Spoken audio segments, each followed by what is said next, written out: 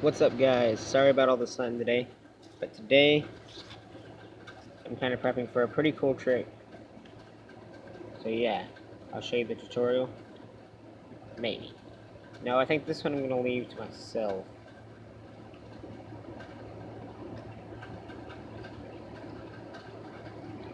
Alright, look, so we have the 6 of hearts.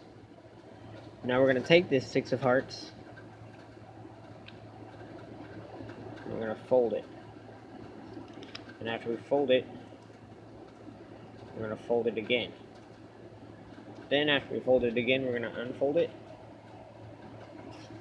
tear it down the middle, tear it down the middle,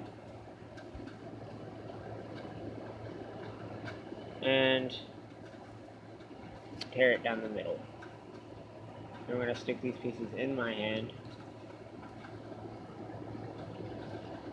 Now you'll see the pieces form to the whole card. That's the trick, guys. Not going to get into the tutorial today, so peace.